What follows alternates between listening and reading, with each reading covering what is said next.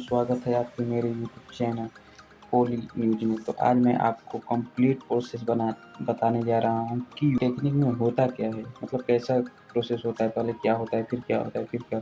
तो सबसे पहले आपको तो 2-3 प्रोसेस हो चुका है, उसके बाद का भी प्रोसेस मतलब मैं स्टार्टिंग से ही बता रहा हूँ। तो उसके लिए देखिए, सबसे पहले तो आपने जीकअप का ये जो फॉर्म फिल किया होगा, उसके बाद आपने ये एडमिट कार्ड डाउनलोड किया होगा। डाउनलोड करने के बाद फिर आपने गए होंगे, इंट्रेंस एग्ज़ाम दिया होगा। इंट्रेंस एग्ज़ाम दिया होगा। इस एग्ज़ाम देने के बाद आपकी आज या कल में आंसर की आने वाला है, तो उससे आपका नंबर का मालूम चल जाएगा।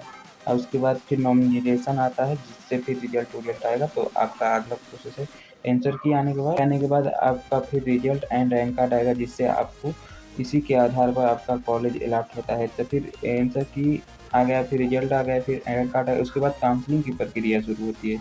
काउंसलिंग की प्रक्रिया में ही हम लोग चॉइस फिलिंग करते हैं, जिसमें फिर हम लोग चॉइस फिलिंग करते हैं, जिसमें हमें कॉलेज ऐड करना पड़ता है।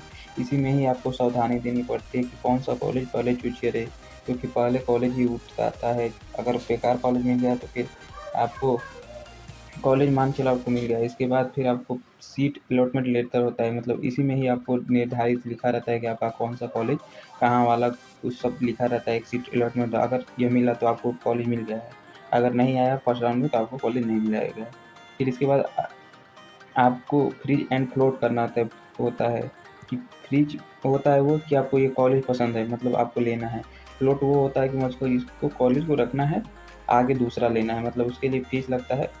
तो अब आपको इस बार नहीं लगा था पिछले ईयर, अब इस बार देखिए लगेगा कि नहीं। लेकिन फ्रीज में आपको लेना रहेगा, मतलब ये सर्टिफ़ाई हो जाएगा कि लेना है आपको। और प्लॉट में होता है कि अभी हमें ये लेना नहीं, दूसरा को लेना है। उसके बाद आपको मिलने के बाद आपके ज़िले में ही डॉक्यूमेंट वेरिफ़िकेशन का डेट होता है, कितने तारीख को आपको डॉक्यूमेंट वेरिफ़िकेशन होता है। और वहाँ से डॉक्यूमेंट वेरिफ़िकेशन हो गया तो उसके बाद आपको जाना पड़ेगा एडमिशन के लिए आपके कॉलेज में। वो आपको कॉलेज से पता करना पड़ेगा, चाहे कॉल आएगा चाहे नंबर से आपको पता करना पड़ेगा।